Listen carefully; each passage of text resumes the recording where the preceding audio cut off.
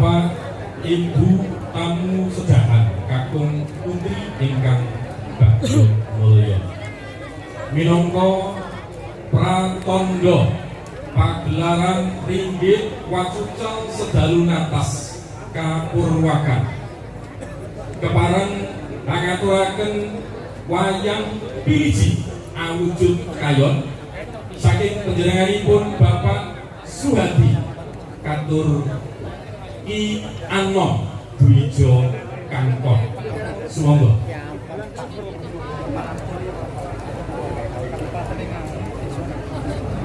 Semoga kepareng dipun dokumentasi Bapak Suhadi.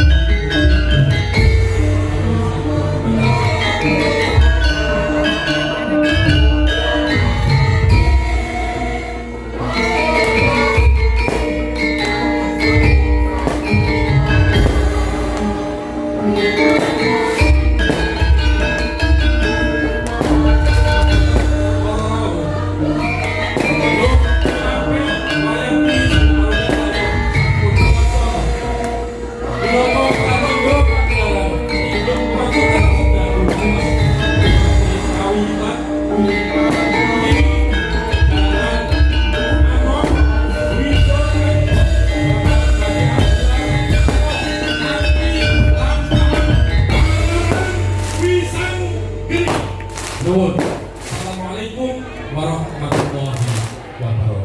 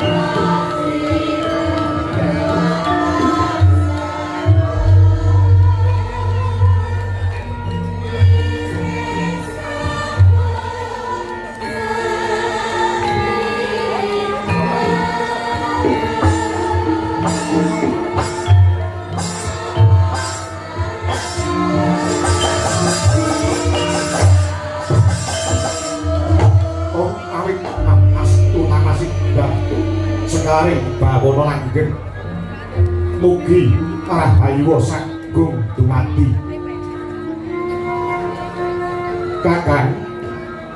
kakang guna Simalado pergenjong buk bolong nari conde sapa sing gawe wonten tibalke ngadaruh Adi Guru marmane kakang Narado ulun adoh ulun awi cerak saya ulun raketake boya ana liya ingkang bakal ulun sumune katrangan kejawi namung kakang Narado ing minangka dados parampara tegesipun dados pinisepuh ingkang mapan ana ing kayuwangan Jungkring Saloka nggih sakelengkung mantar timbalan Paduan Adi Guru dumateng ingkang raka ing sidhik panudal-udal kendhe kumrung sininggalih kesupan nataning kalbu daya-daya kepengin uninga boya wonten ing gantos ingkang pundi sakelengkung mantar dawuh jeneng Adi Guru dumateng kula kami tuaning para dewa sang hyang Kaneka Putra kakang wonten dawuh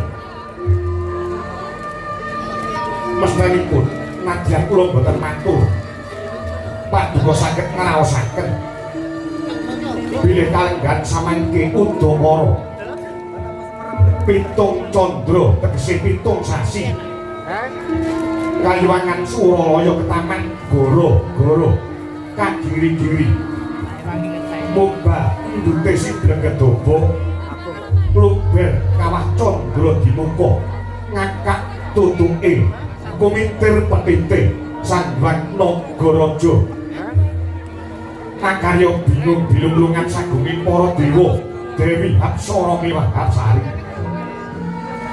menika kadaya saking menapa Di Guru dewa tuwek kaya dene Narada menika nganggo ngelmu titeh niteni lelakon utawi niteni lelampahan ingkang nate gumelar wonten ing jagat Badang menika saben-saben Suralaya menika ketaman goro-goro arep wonten titah Pujanara ingkang mapan wonten ing Madyapada ingkang gentur tapane manteng semedine gandeng atine lawan Gusti kang Maha Suci satemah Anggari Suralaya sor Prabawa kasembyoking Bawa Bentar utawi kasembyoking gara-gara ingkang kados mekaten menawi miturut gagasanipun Kakang Narada gara-gara ingkang nimbrung wonten ing Kayuwangan kadaya saking menapa Kakang Adi sasampunipun kula triti kanthi hormati kahanan wonten ing jagat kalenggan samangke boten wonten titahing Gusti ingkang nedeng teteki yoga brata lah kula gandeng-gandengke lawan lakon ingkang wonten Kayuwangan mbok menawi boten klentu panggraita kula geger kang sarta gara-gara ingkang nimbrung wonten ing Kayuwangan menika dipun timbulaken saking Kayuwangan Swarga Dahana Kayuwangan Swarga Dahana menika papanipun Bathara Brahma langkar kados mekaten nah monggo kula aturi mirsani dereng dangu menika Brahma menika mantu putrane putri nggih menika Sang Batari Dresanala ingkang sampun kadhapaken kaliyan penengah Pandhawa pun Arjuna inggih Janaka monggo bebrayanipun Janaka kaliyan pun Dresanala kalenggan samangke sampun pinercaya dening Gusti ingkang Maha Suci wujudipun wiji sejati ingkang tumanem tajem wonten padharanipun nggih menika pun Dresanala kula entuk sampun 7 sasi anggenipun gerbinipun Dresanala lah awet saking ageng pangaribhawanipun gedhe perbawane jabang bayi ingkang wonten jroning kandhutan satemah Anggari Suraya kawan goro-goro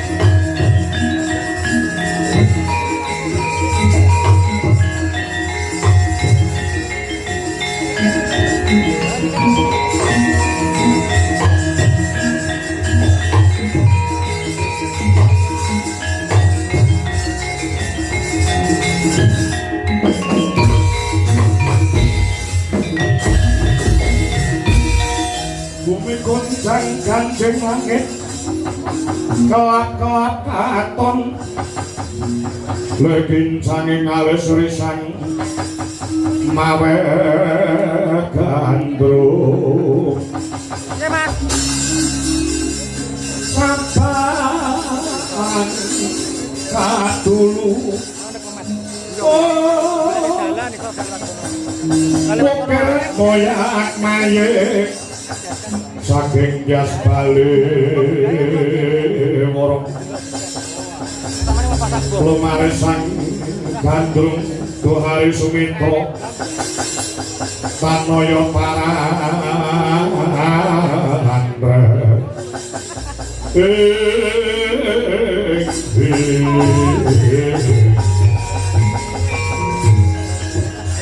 palungkot laguning bekas Lukito Rino Sekito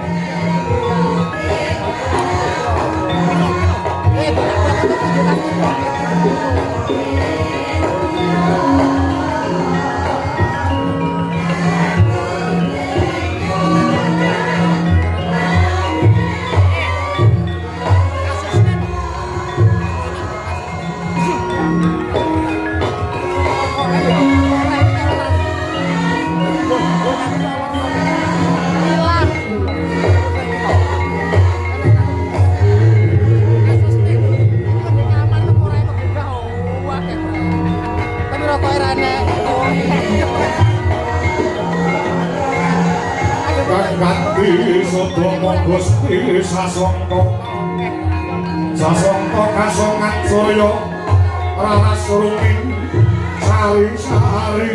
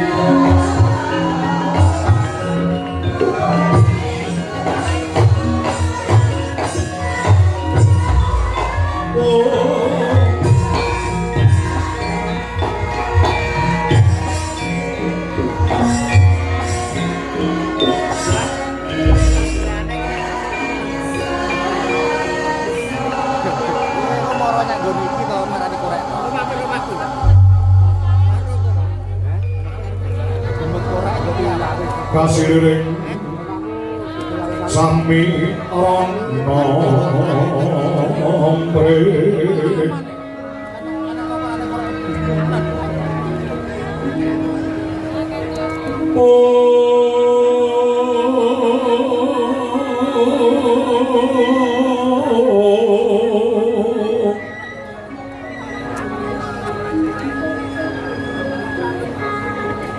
sekarang gaduh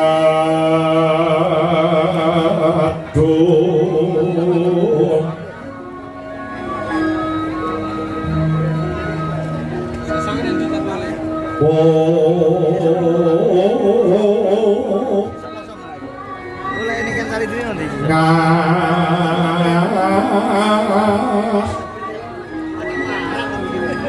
gandanyo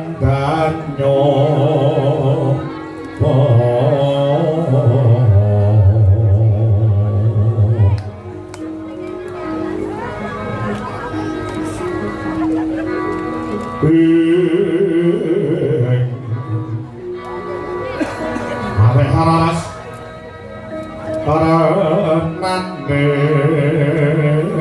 trio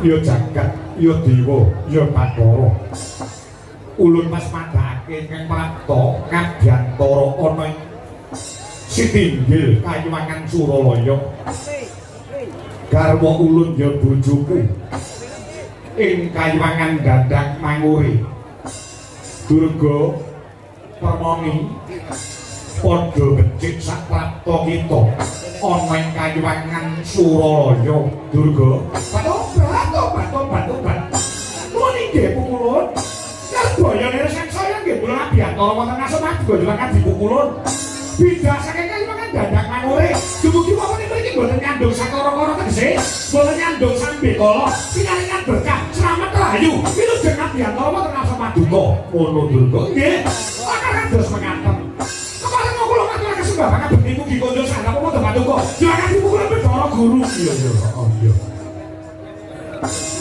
wis tak ngomong bener becik karya Brombong Birawa jroning ngomong ora liwat pangestulun bae taman ana dalam pangestulun bae taman ana napa inggih ngesaken dawuh kula tampik tangan kalih kapetekaken wonten ing Jaja rumeting Madaya liwat ora daging Kayuwangan mangkono durung nggih ngesaken dawuh karo sapa kula wonten pundi kemawon tinggal wonten dewan kula boten milih wonten rencangipun ijen tanpa ruang nyuwun pangapunten. Anggen kula dumugi niki wau lagi randhat, lagi telat. Sebabe gelo sing manah kula. Gelo perkara apa? Indonesia kalah karo Jepang 6-0.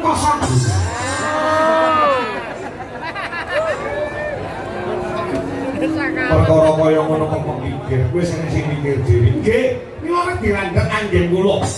Kabeh karo wonten ngasemat go banget dipukulun ana apa durga. Ngaten kulun. Brahmara manus yung amban kadidhanganing kaswase ameng maranggo memalakung Oresan konko masak mojo wong lalu manguladi Soraya mangrangsang waya Soraya mangrangsang waya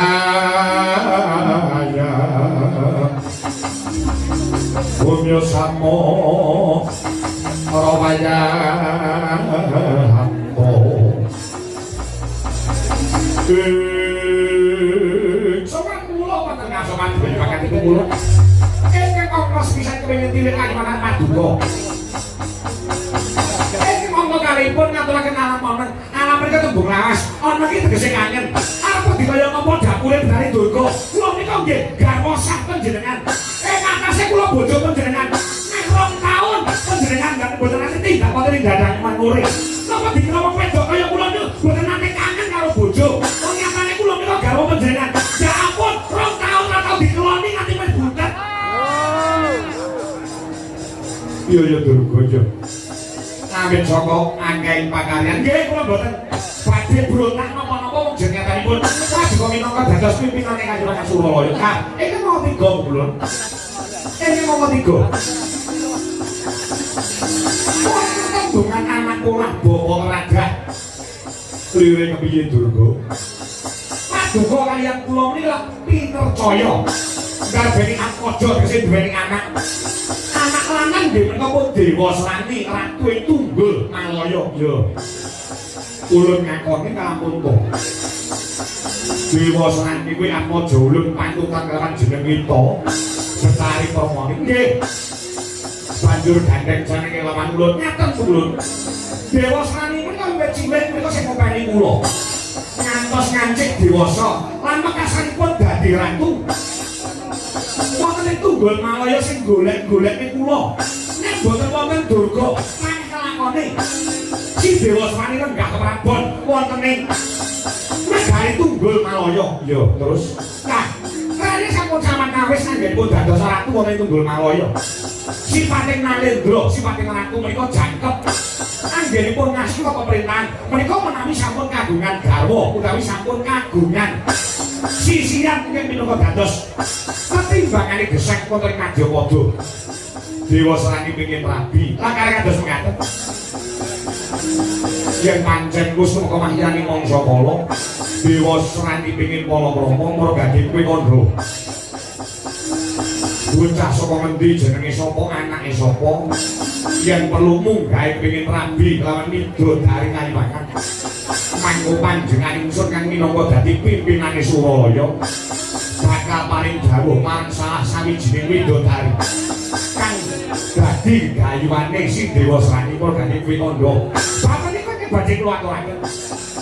Dewa Srani menika gandrung lawan widodari ing mapan Kalimantan Suralaya mriki. Mergane kuwi kandha. Widodari jenenge sapa mengko panjenengan ulun ingin bakal paring dawuh supaya widodari mau medhun ana ing nagara tunggul Malaya tumulika garwa dening si Dewa Srani. Widodari ini badhe dipun kersakaken kalian ingkang putrapun Dewa Srani. Boten sanes widodari saking Kalimantan swarga daono atmajanipun Bathara Brahma pun Bathari Dresanala. Oke.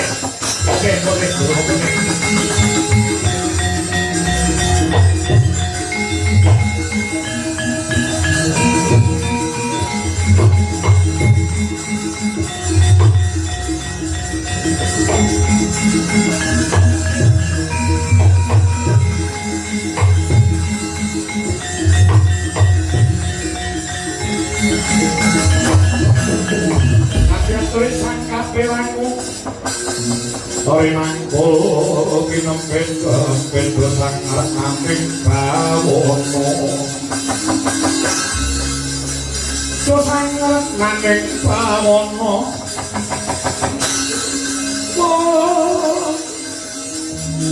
Yo situkan walang ngati Yo situkan ngendesing jas Yo situkan kudu garing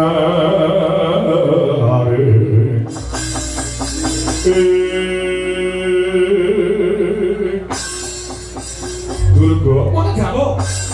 Apa jeneng kita kurang-kurang pamangku adol pangkumu Ampun! Wala sampe ngertos bilih pun Dresanala sampun ngagarwa dene tengah Pandhawa si Janaka Pandhawa badhe ngendika kandhas mekaten nek pancen wis krungu ya gini kowe ora ngandani marang putramu si Dewa Srani kula menika sampun paring dawuh dumateng Dewa Srani aja Dewa Srani Dresanala wis duwe bojo ya kuwi tengah Pandhawa si Janaka nek kowe njaluk rabi kalawan Dresanala kuwi tegese ngrusak pagelayu nyurus-nyurus ijo ngobak-ngobakan termane wong bebrayan ngrebut bojone wong liya kuwi ora becik ngrebut bojone wong liya kuwi elek kula kandhani ngoten Dewa Srani malah jawab dateng kula kami cedhok ibu gagah-gagahe wong lanang niku iso ngrebut bojone wong liya saya iso ngrebut bojone kancane dhewe niku napa mboten ngelu sirah kula nganti kula mbeni ber kula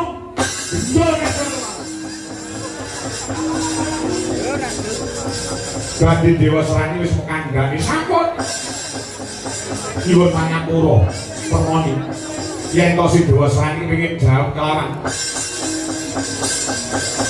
Dresanala ulun ora bakal bisa minangkani ulun paduka ing sekawit paring dawuhane cetha bilih sedaya widodari menika sandhap wonten panguwasa paduka angele sepiro paduka kantun megataken katresnanipun megataken bebrayanipun Janaka kaliyan Dresanala Dresanala kowe tak rabeni karo anakku ngono angele sepiro kuwi tegese ngrusak tatanan kang saton ngrusak angger-angger ing makan ana ing Kayuwangan Suralaya purun apa boten ora bakal tak tindane nek boten purun kula nyuwun pamit Dewa Srani sampun sumpah tinimbang gagal rabi kaliyan Dresanala nek becik Dewa Srani bakal mati gantung wonten ing alun-alun Tunggul Malaya timbang Dewa Srani dadi tontonane wong akeh mati gantung luwih becik kula patenane dhewe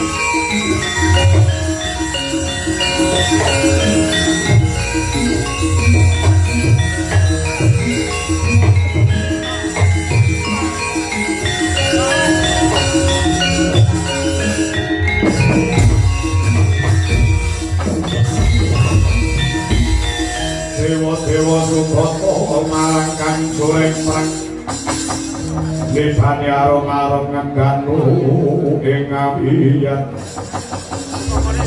Maradha ngepalani Jawata Sutamula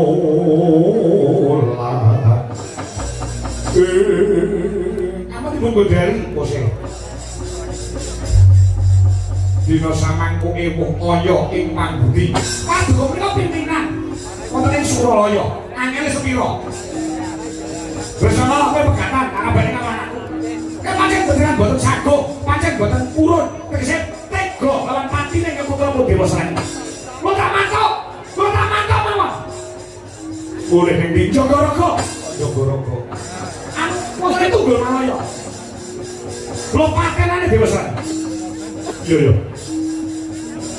Durga buat-buatnya gede tanggung jawab ulun lawan anak si si Dewa Srani dina samangku mbuh piye carane bakalan pinangkani Dewa Srani bakalan rabekke kelawan Dresana kene di guru gekil iki kawat lho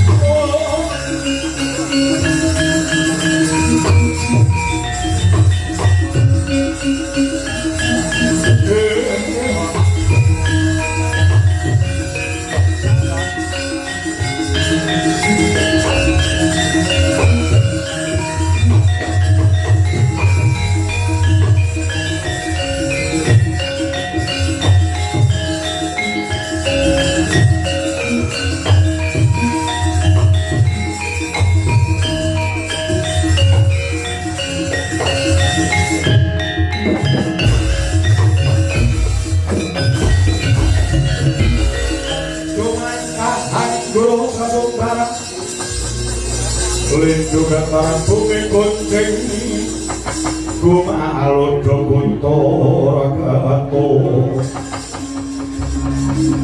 Kumo bengkang Jolo didi lumembak Banyu kumambang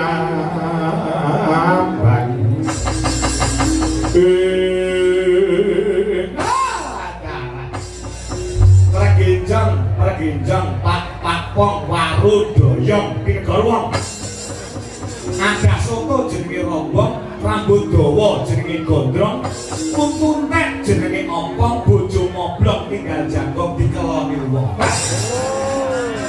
lagi di guru wonten dawuh kakak piye nek pas kok badhe nuruti karepe anak niku pancen wajibe wong tuwa nuruti nek ditonton didelok kowe dhisik pakatine anak kuwi bener apa luput mapan nggon bener napa terjang apa maler kan iki mengke panjenengan duweni kesaguhan badhe dipun dhawuhaken lawan pun Dresana tegese purun boten purun mau tidak mau anggenipun rabi Janaka kelawan Dresana mongko Dresana pun meteng pitung sasi panjenengan pegataken mung nuruti kekarepane anak lho iki sing diarani nasak nusuk kang sarta ngrusak kewaler krajang angger-angger kersane Kakang Aldo apa dipun nuruti iki mengke iso glandang caran saka pucuk kriwikan dadi grojokan gojekan dadi tangisan kula tak takon Kakang apa pimpinane kayangan mriku sinten Paduka sing menang Purba lan Masisa kahanan kayangan Paduka di guru sing menang nemtoke abang ijone nglakon wonten ing Suralaya Paduka di guru tegese dewa liyane kudu manut kalian sinten manut lawan Paduka di guru yen mengaten Kakang Narada manut kalian kula boten saged sebabe sampeyan kelaru nek sampeyan bener kula manut nek sampeyan kelaru kula duwe hak benerke bener tumrap Kakang Narada dereng karuan bener tumrap Bathara Guru lepat tumrap Kakang Kanika Putra dereng karuan lepat tumrap Kanika Putra tumraping Manikmaya pira saking menika Paduka kula aturi manut kalian kula manut pripun manut kalian kula Paduka mendel mawon boten saged wong kula duwe lambe ngomong ora iso ngomong iku pripun pimpinane kalian menika kula nek panjenengan boten setuju kalian Bathara Guru mangleren kemawon leh dadi dewa lho mecat sampeyan arep mecat sampeyan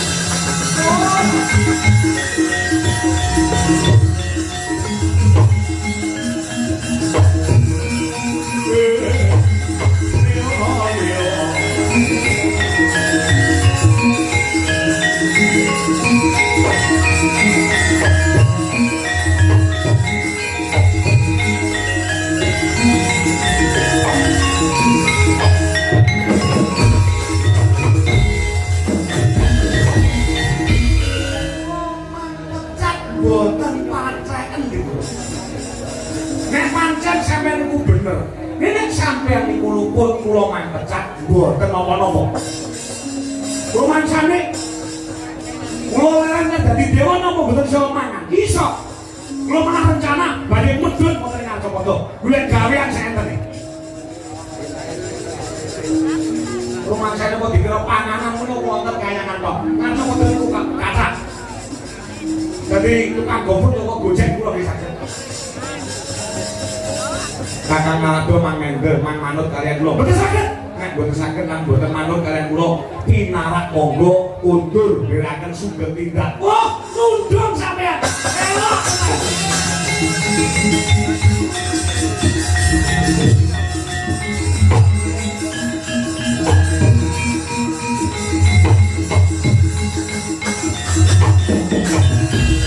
Anak dewa niku wong Jawa. Dipun suarane kados mekaten kula krasa. Pinarak monggo kundur ndherekaken sugeng tindak. Iku cara kasare kowe ndang minggato saka kene. Nggih. Kula tampa kanthi jembaring dada. Kula tak nonton saka kadoan. Sura Dira jayane Kakak Sobras sok kaping 8 Darmastuti. Sapa disa? Ngono ta. Aku kudu tak tahu. Nggih, kalian tahu.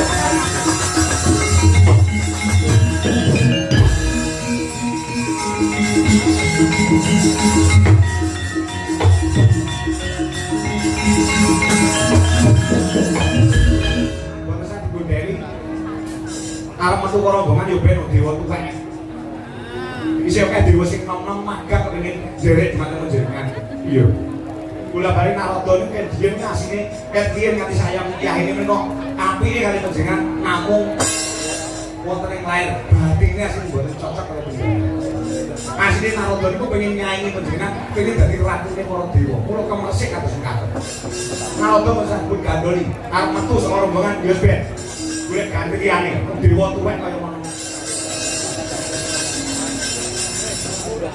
Sange ngomong iki.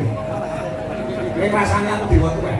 Ora enek gunane, rumangsane nek aku metu saka rombongan kene, sapa sing dikongkon mulai udan?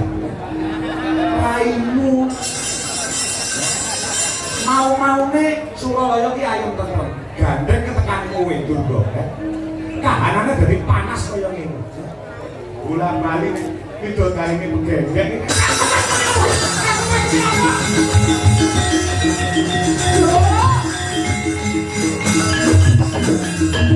Aduh kok mendel mawon to kulon. Kulo dilakne diwadani pidodane begenggek. Lah iya apa ora? Inggih kulon yo. Nah iya ya wis ora sampeyan berukah. Indra wonten dawuh Timbalana.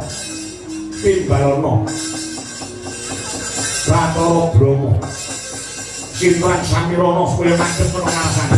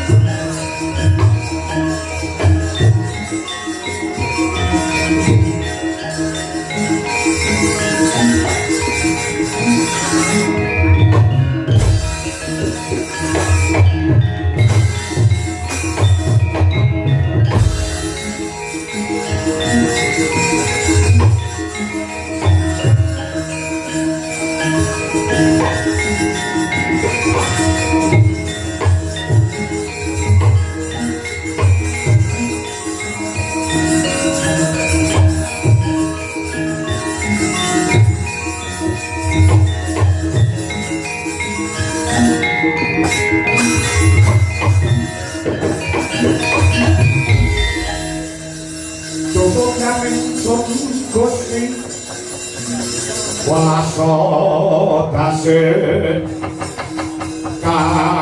kaswase maragya lara asmara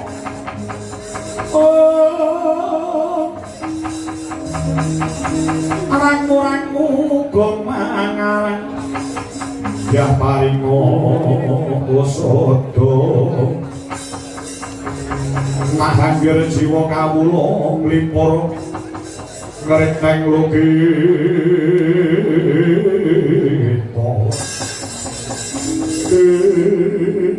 kalwadun wonten pangandikan ing Ngajawuda Kulun saklang wong wanter timbalan paduka dilangati Kulun Bathara Guru dumateng ing putra kula pun Bathara Brahma kemarang kula ngangklungaken jangga ngangken karna nyabda kula nang sabda pangandikan paduka dilangati Kulun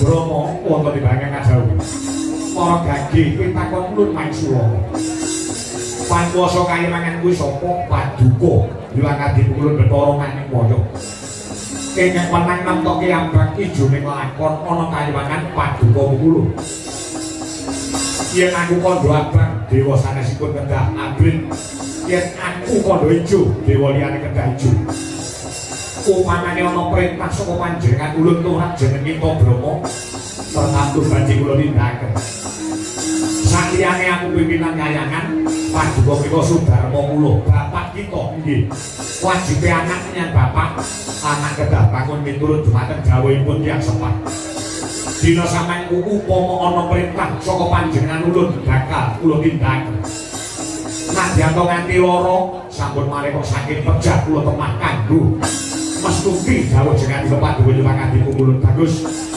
dina sampeyan kono perintah tunggal saka ulun tumrap jeneng kita Brahma kowe bali ning Kalimangan Swarga Dawana petu ana mantumu Janaka lawan anakmu wedok sing Dersanala dina iki cah loro kae pegatno mergo Dersanala bakal tak rambene lawan Dewa Serani aduh mati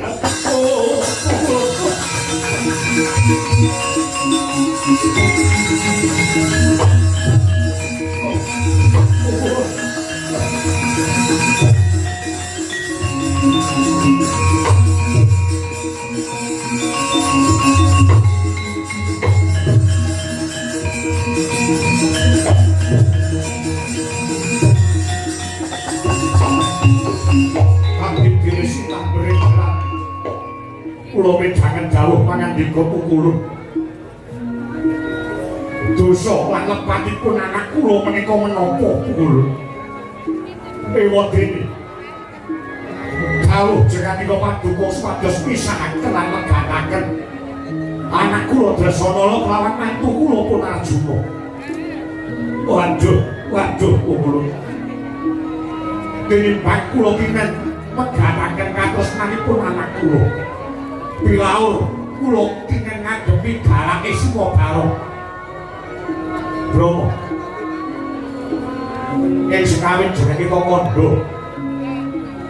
yen to apa sing dadi dawuh ulun bakal tindakake apa taringan kita ora ngrungokke Dersanala bakal tak rambene kawan Atmaja ulun Ratu Tunggul Malaya sing Dewa Serani nanging lare kalih engko sami-sami tresnanipun to dasanipun kula badhe tampa putu Kulun Dersanala anak kula sampun gerbini sampun ngandhut sejaban bayi sampun 7 candra tegese 7 wulan dosa menapa yen kedah kula sandang yen ana dosane ulun sing napa ulun sing dadani bakune tinggakno perintah ulun lamun to jenenge kita ora ninggake perintah ulun apa pengen kesiku saka Bathara Guru mati ya yes.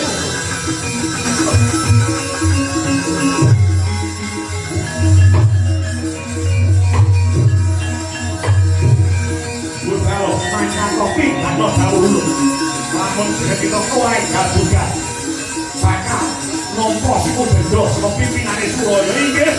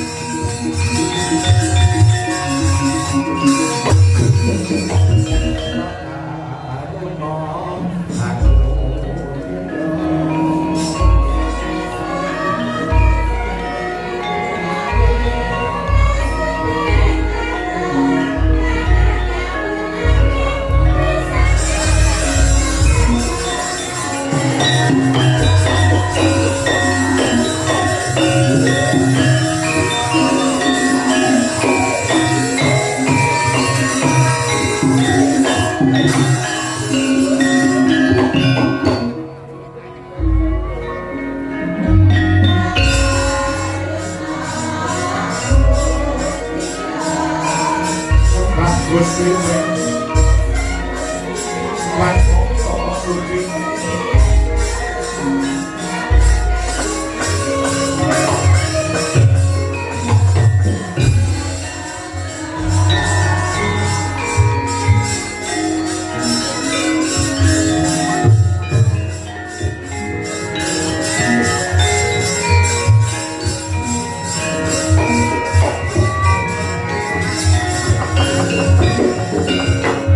Wis rutin dadi apa sing dadi lampane Dewa Srani. Matur nuwun kula matur nuwun. Semanten sing katresnanipun Maduka nyuwanganipun kula. Awet saking tresnanipun dumateng ingkang putra pun Dewa Srani. Yo. Lan kula yen pamit kowe bakal nyangen. Kula badhe sumusul lan memanuki lampahipun Bathara Brahma. Yen sepunipun tasih kera ampuh jimbo kan sarta ragu-ragu anggenipun netepi dawuh jenengan kowe mangkatipun kula. Yen ana menggoke kula yen badhe nglurusaken bangsa Bandara semono.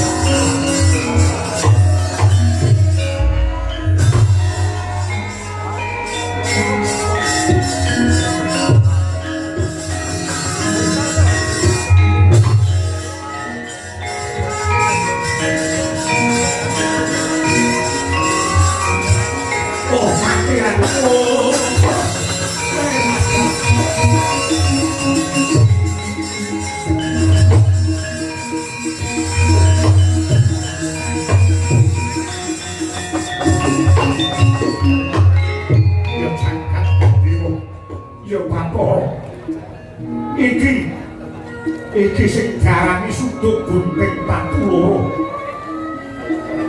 Maju ya tatu, mundur ya ajur. Napa dawuh saka pimpinan Suralaya sing abote kaya ngene. Dresanala, Janaka sing ora kelepetan dedosan. Kudu kesempya ing aradan. Marga dawuh pimpinan Suralaya nek ora tak tindake siku denda sing tak tampa ya apa dikaya apa lan kepiye sipate wong tuwa kaya aku iki ora bakal tega lan mentala yen to anak-anakku bakal kasangsaya uripe. Bakal tak reka daya piye? Oh, piye apa reka daya? Apa pindah aku piye?